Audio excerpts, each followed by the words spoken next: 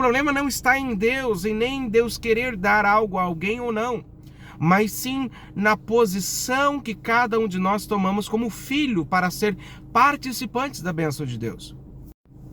Imagina se um dia você descobrir que você poderia ter desfrutado de maiores bênçãos, desfrutado de maiores alegrias aqui, e de repente você ter deixado essa oportunidade passar.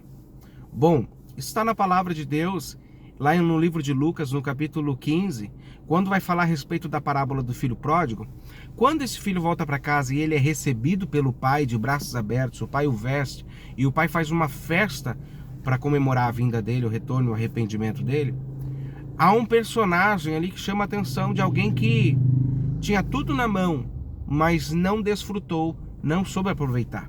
O filho mais velho. O filho mais velho que fica zangado com o pai, com o irmão mais novo, e então indaga o pai e diz ao pai: pai, eu te sirvo há tantos anos, olha como diz, eu te sirvo há tantos anos sem nunca transgredir o teu mandamento e nunca me desses um cabrito para alegrar-me com os meus amigos. O grande problema do filho mais velho aqui é que ele esperava que o pai desse a ele, mas ele nunca procurou aquilo do pai. Ele trabalhava para o pai, ele obedecia ao pai, mas ele nunca teve uma posição de herdeiro, de desfrutante, de alguém que de fato entende que tem acesso às coisas do pai. Sabe, o pai responde ao filho e diz: filho, tudo que eu tenho é teu. Ali deixa bem claro que Deus liberou o acesso de tudo que ele tem para todos os seus filhos. E o problema não está em Deus e nem em Deus querer dar algo a alguém ou não, mas sim na posição que cada um de nós tomamos como filho para ser participantes da bênção de Deus.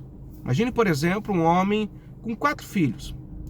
Todos esses filhos são amados pelo pai ou pela mãe, porém cada filho vai receber do pai a proporção de amor que se posicionou para receber. O filho que se distancia mais vai receber menos. O filho que se aproxima mais vai receber mais. Automaticamente, o pai tem o mesmo amor por todos, naturalmente. Porém, à medida que como cada filho se posiciona, ele vai ver a expressão daquele amor de uma forma mais profunda, mais intensa. E assim é Deus. Deus, ele tem a mesma medida de amor para com todos.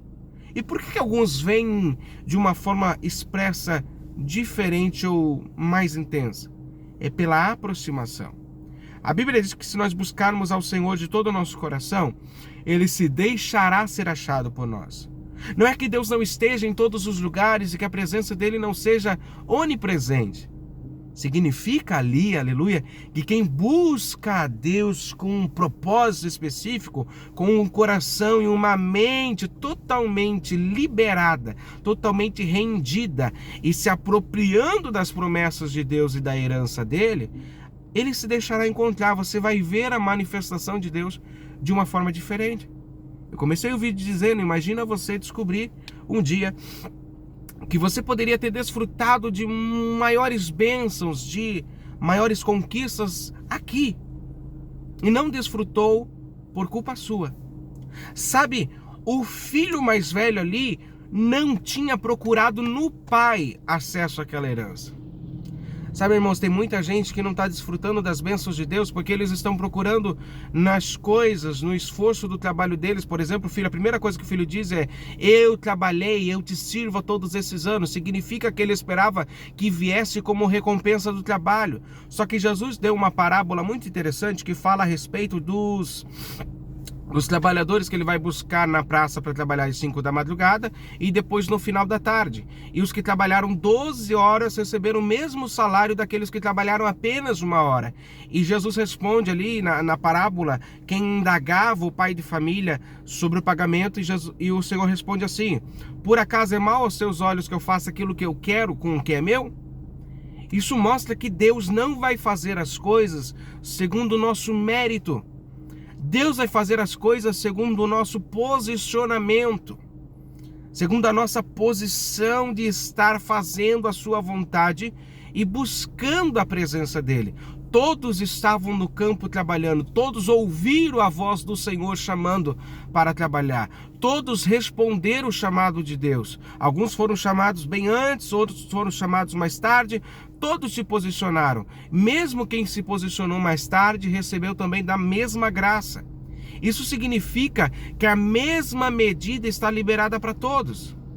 Agora a grande questão é como cada um de nós vai lidar com essa medida. Alguns vão colocar na força do seu trabalho, como filho mais velho.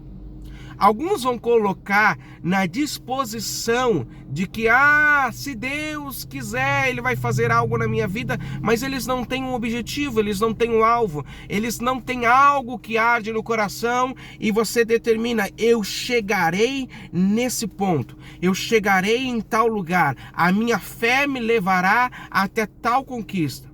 Nós precisamos ter um alvo, nós precisamos ter um desejo, nós precisamos ter um sonho, nós precisamos ter uma esperança em nosso coração. E Deus, claro, vai aperfeiçoar aquilo que existe. Eu não estou dizendo que a nossa esperança vai estar acima da vontade de Deus, mas que Deus, em sua soberana vontade, vai pegar a nossa esperança e vai aperfeiçoá-la, se necessário, para cumprir a sua vontade, o seu querer. Mas a graça dele está na mesma medida para todos. Vai desfrutar à medida de cada um se torna posicionado para isso. E qual é a posição? A posição é de um filho que crê que tem acesso à herança, e essa herança está nas mãos do Pai, o poder de concedê-la. Não está na mão do meu pai, não está na mão da minha mãe, não está na mão dos meus amigos, não está na mão dos irmãos da igreja, não está na mão de nenhum conhecido meu deste mundo. Está nas mãos de Deus o poder de concedê-la. E a partir do momento que eu entendo isso, eu passo a buscar isso em oração no secreto e paro de buscar isso nas pessoas. Porque a Bíblia diz, por exemplo, assim, vão ao socorro do Egito. Quando Israel passava aperto e estava distante de Deus, eles viam no poder econômico do Egito, no poder militar do Egito, a esperança de ser ajudado.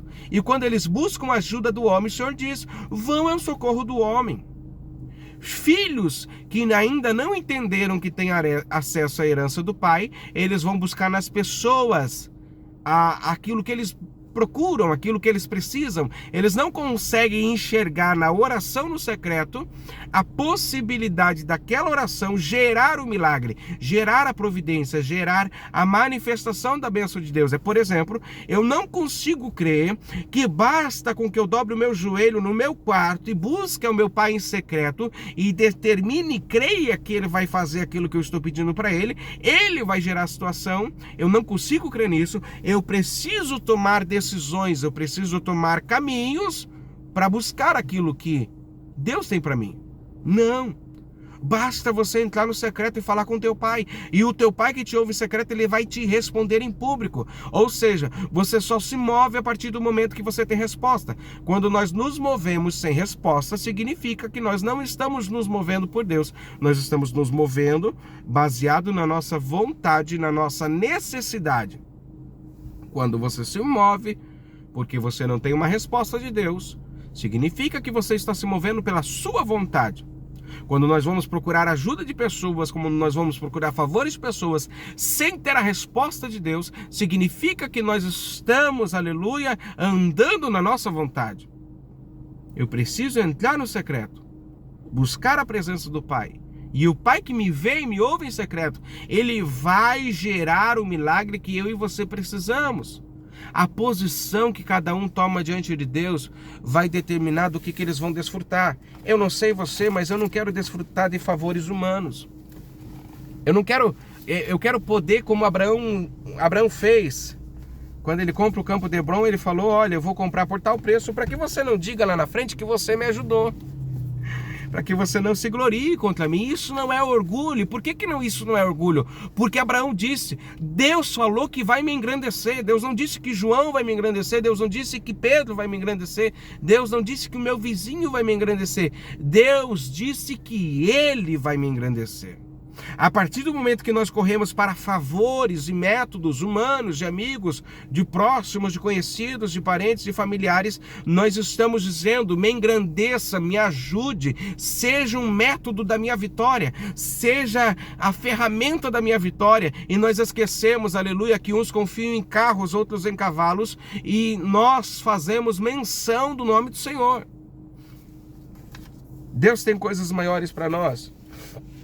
Só que enquanto a nossa mente não sair da mediocridade de trabalhar como todo mundo trabalha e começar a entender que a graça soberana de Deus alcança todos e ela se manifesta ainda mais intensamente sobre a vida daqueles que se posicionaram e creem nessa graça, que não é o suor do rosto, aleluia, mas é a graça de Deus que abunda no coração dos filhos que entenderam que são amados pelo Pai, e quando o Pai tem um propósito e quer fazer a sua vontade, não há impossíveis, não há coisa impossível em todas as suas promessas. Entenda isso.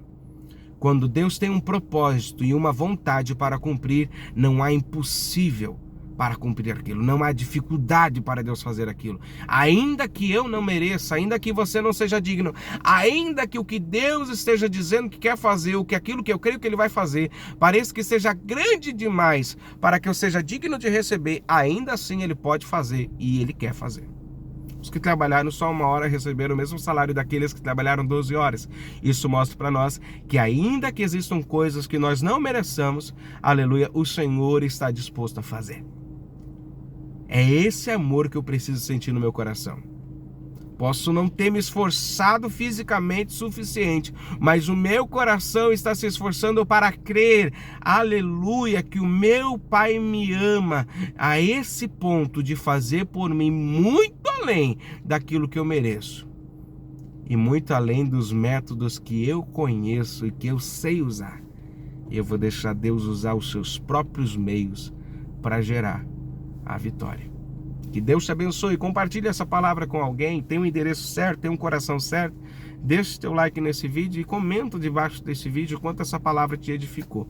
Amém? Que Deus te abençoe.